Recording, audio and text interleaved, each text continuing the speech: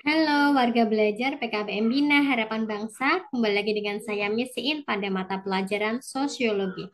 Pada kesempatan kali ini saya membahas tentang realitas sosial. Jadi apa itu realitas sosial? Di sini saya mempunyai beberapa jenis karakteristik yang terdapat pada realitas sosial. Yang pertama yaitu interaksi sosial.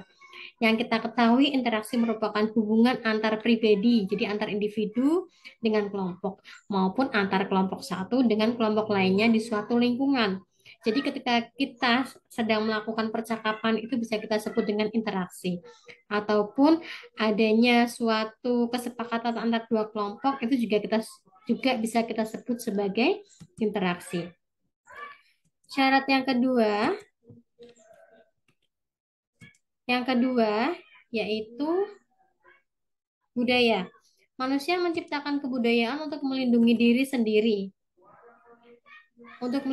sendiri dan memenuhi kebutuhan hidupnya. Jadi seperti ini contohnya. Salah satu suku Betawi yaitu menggunakan rumah panggung sebagai budaya mereka. Hal tersebut digunakan juga untuk melindungi diri dari adanya ancaman binatang buas. Itu yang disebut merupakan budaya. Yang selanjutnya, nilai dan norma sosial, yaitu sesuatu yang bersifat abstrak berupa prinsip-prinsip, patokan, bisa juga anggapan maupun keyakinan yang berlaku di masyarakat. Jadi, apabila kita bermasyarakat, tentunya kita memiliki nilai-nilai dan juga prinsip-prinsip yang berbeda. Contohnya, mungkin di satu RT A dan RT B itu mempunyai prinsip-prinsip yang berbeda karena sesuai dengan kebudayaan yang terjadi di rukun tetangga tersebut. Dan yang nomor empat yaitu stratifikasi sosial. Dalam suatu masyarakat, setiap individu memiliki strata yang berbeda. Contohnya bisa atasan dan juga bawahan. Hal ini tidak boleh diabaikan dalam kajian sosial karena perbedaan itu dapat memberikan dampak yang positif maupun dampak yang negatif. Jadi dengan adanya perbedaan stratifikasi sosial itu tidak melulu mengakibatkan dampak yang negatif, tetapi juga mengakibatkan dampak yang positif.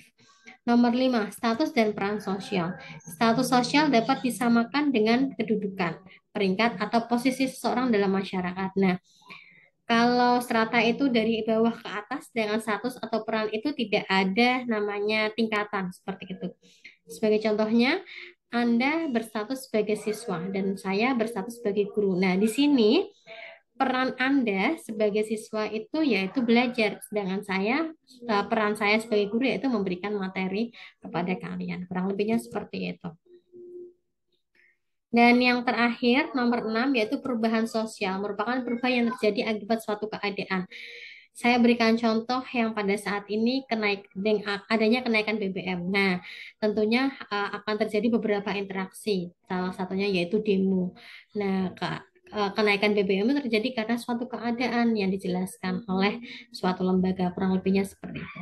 Untuk tugas kalian saat ini, silahkan kalian ambil salah satu dari poin ke-6 yang tadi saya bacakan, dan kalian berikan salah satu contoh real nyata yang ada di lingkungan kalian yang selain contoh yang saya berikan tersebut ya.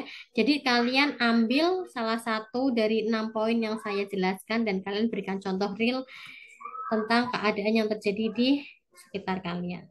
Baik, jangan lupa untuk dikumpulkan, disubmit tugas kalian dan terima kasih.